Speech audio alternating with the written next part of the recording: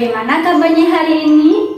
Bu Guru harap dan doakan semoga kita semua senantiasa diberikan kesehatan oleh Tuhan Yang Maha Esa. Yuk, untuk memulai pembelajaran hari ini, alangkah lebih baiknya kita berdoa terlebih dahulu. Bu Guru pimpin ya, berdoa dimulai.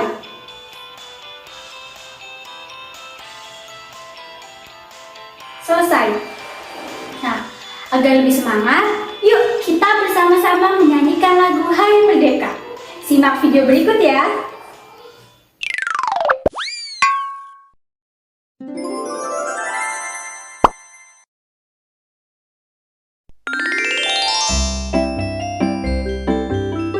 Hari Merdeka.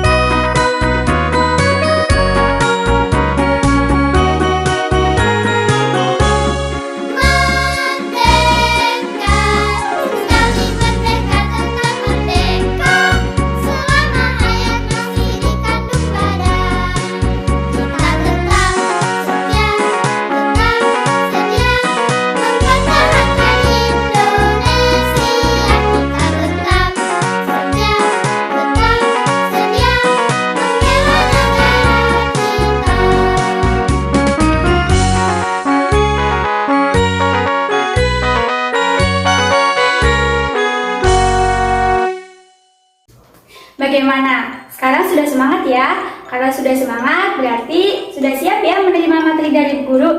Baik, nah anak-anak, alhamdulillah pada kesempatan kali ini kita akan belajar tema 2, subtema 1, pembelajaran kelima. Nah, pembelajaran kali ini Bu Guru itu berharap nantinya kalian bisa menemukan isi informasi pada dongeng dengan tepat. Selanjutnya, kita juga nantinya bisa menyelesaikan permasalahan sehari-hari dengan menggunakan sifat-sifat pertukaran bilangan, serta nantinya kalian bisa menerapkan sikap baik yang sesuai dengan pengamalan sila-sila pada Pancasila. Anak-anak, sebelumnya kita sudah belajar ya kalau di Indonesia itu memiliki banyak sekali keragaman budaya. Nah, karena memiliki banyak keragaman budaya, di Indonesia juga memiliki berbagai jenis tumbuhan. Ada berbagai macam jenis sayuran, tanaman obat, buah-buahan, dan juga tanaman hias. Nah, tanaman hias ini terdiri dari berbagai macam jenis tanaman berbunga maupun tidak berbunga. Tanaman hias biasanya dimanfaatkan untuk menghias taman-taman, kantor, dan tempat umum. Kemarin kita sudah belajar ya tentang dongeng Bunga Melati yang Baik Hati. Sekarang kita lanjutkan lagi cerita dongeng tersebut. Yuk kita baca bersama-sama lagi cerita dongeng Bunga Melati yang Baik Hati. Bunga melati yang baik hati. Di taman bunga kerajaan, tumbuh berbagai macam tanaman bunga yang bunganya sangat indah. Para putri senang sekali memandang dan menciumi bunga melati. Hal ini menimbulkan kecemburuan dari bunga-bunga yang lain. Putri. Wah, indah sekali bunga-bunga di taman istana ini. Hei, lihat bunga melati itu.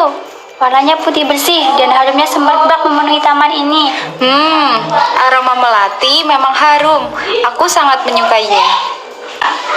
Aku tak habis pikir, mengapa para putri suka sekali dengan dirimu. Iya, padahal dirimu berbunga kecil, berdaun besar, dan berbatang keras. Walaupun engkau harum, namun mudah layu jika dijadikan pajangan di vas bunga. Karena pasti akan terlihat jelek sekali jika sudah layu dipajang di sana. Bunga melati hanya diam dan tetap tersenyum. Senyumnya yang manis membuat keharuman dirinya semakin merebak. Udara di taman bunga kerajaan bertambah wangi dan bertambah banyak kumbang yang datang. Kedatangan para kumbang yang bertambah banyak membuat semua bunga di taman bunga kerajaan menjadi senang. Mereka pun sibuk menyapa para kumbang dan mempersilahkan menghisap sari madu yang ada pada setiap bunganya. Para bunga tentu tidak akan bisa berbunga lagi jika tidak ada kumbang yang datang dan menghisap sari madu mereka. Bunga sedap malam dan bunga yang lainnya kini telah mengerti kenapa bunga melati itu sangat wangi sekali.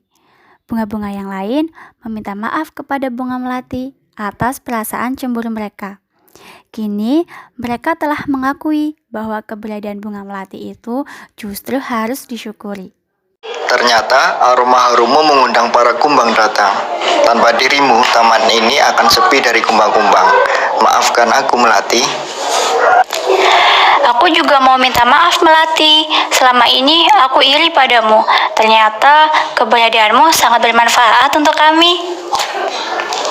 Selama ini aku juga berburuk sangka padamu, Melati. Aku minta maaf ya. Aku sudah memaafkan kalian, teman-teman. Sekarang kita bisa berteman tanpa ada prasangka buruk. Dari dongeng tadi, coba sebutkan pesan apa yang terkandung dalam dongeng bunga melati yang baik hati. Ya, benar sekali. Pesan yang terkandung dalam dongeng tersebut adalah ketika kita melakukan kesalahan, sebaiknya kita segera meminta maaf. Nah, anak-anak, dengan meminta maaf itu, kita akan merasa lega. Hubungan dengan orang lain juga akan tetap baik. Untuk meminta maaf itu diperlukan sebuah keberanian. Nah, anak pemberani itu kalau melakukan kesalahan akan segera meminta maaf. Nah, anak-anak, bersikap baik itu sangat diperlukan. Bersikap baik dapat kita lakukan kepada manusia, tumbuhan, dan juga hewan. Dengan bersikap baik, kita akan mendapatkan kebahagiaan. Jika kita bersikap baik kepada tumbuhan, maka tumbuhan akan memberikan banyak sekali manfaat untuk kita. Contohnya apa? Contohnya sayuran. Kalau sayuran dijaga, dirawat dengan baik, akan tumbuh dengan baik. Sayuran itu bisa diolah menjadi sebuah masakan, makanan, sayuran di rumah, lalu dimakan oleh kita.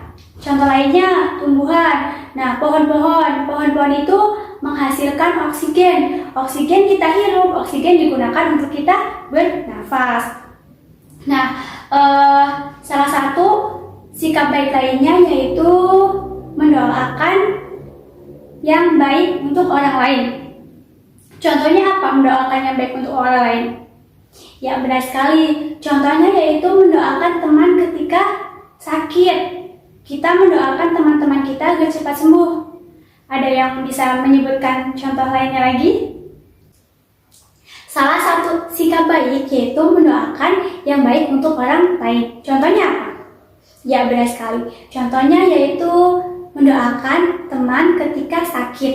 Ya, benar. Misalkan ada teman yang sakit, kita doakan teman kita agar cepat sembuh. Nah, ada yang bisa menyebutkan lagi contoh sikap baik lainnya? Ya, salah satu contoh sikap baik lainnya yaitu adalah bersikap jujur.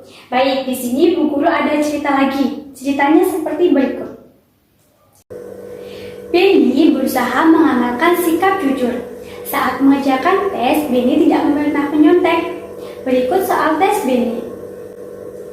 Dayu mengumpulkan biji kaca merah sebanyak 500 butir.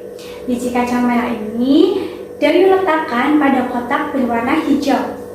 Siti mengumpulkan biji kacang merah sebanyak 610 butir. Ia meletakkannya pada kantong plastik. Berapa jumlah kacang merah Dayu dan Siti? Berapa coba?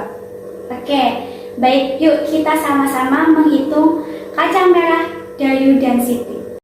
Oke, baik, tadi kacang miliknya Dayu ada berapa? Kacang miliknya Dayu ada 500. 500 kacangnya milik Dayu diletakkan pada kotak berwarna hijau. Lalu kacang merah miliknya Siti ada 500 diletakkan di plastik. Untuk mengetahui jumlah keduanya ini, kedua kacang milik Dayu dan Siti, kita jumlahkan menggunakan teknik penjumlahan bersusun. Yuk kita kerjakan bersama-sama. 500 kacang merah milik Dayu ditambah 610 kacang milik Siti. Kalau sudah lurus seperti ini, langsung saja ya kita jumlahkan mulai dari satuan sampai ke ratusannya dari paling belakang. 0 tambah 0, 0. 0 ditambah 1 sama dengan 1. 5 ditambah 6 sama dengan 11. Jadi, kacang merah milik Dayu dan Siti ada 1110 butir. Bisa ya mengerjakannya? Oke, sekarang kita lanjut ceritanya.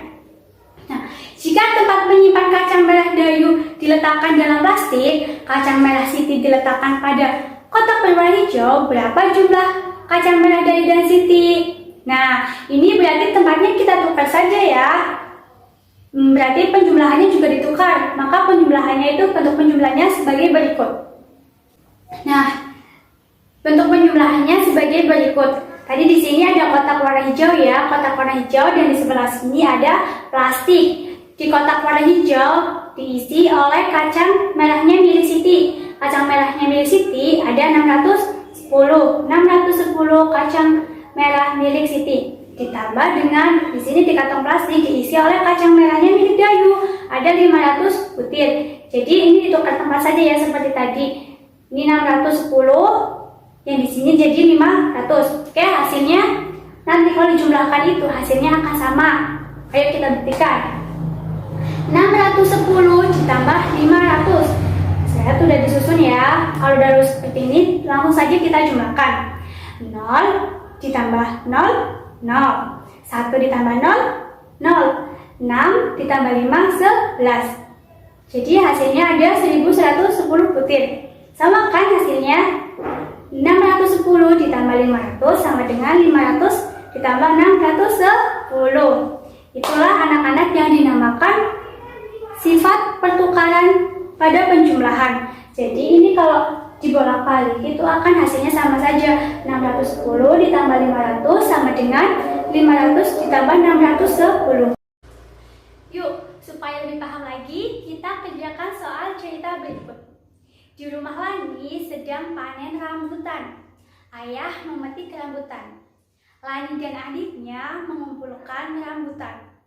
Lani berhasil mengumpulkan sebanyak 840 buah rambutan.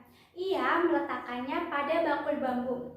Sedangkan adik Lani mengumpulkan rambutan sebanyak 420 rambutan. Ia meletakkannya pada bakul plastik. Berapakah jumlah rambutan yang dikumpulkan Lani dan adiknya? Bagaimana? Yuk, kita mengerjakannya sama ya dengan cara sebelumnya. Tadi di sini ada bakul bambu dan bakul plastik. Bakul bambu diisi oleh rambutan miliknya Lani, ada sebanyak 840 buah. Selanjutnya di bakul plastik diisi oleh rambutan milik adiknya Lani, ada sebanyak 420 buah.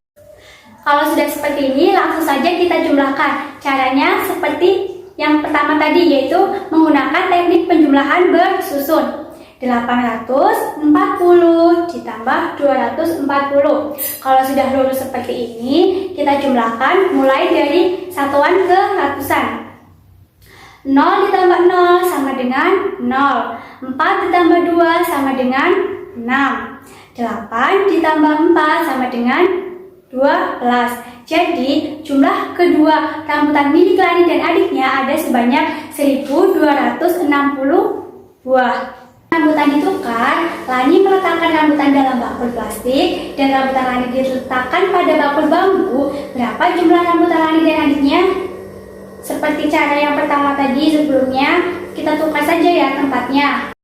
420 kita tukar tempat saja ya dengan 840. 420 ditambah 840. Kalau sudah seperti ini, langsung saja kita jumlahkan menggunakan penjumlahan bersusun.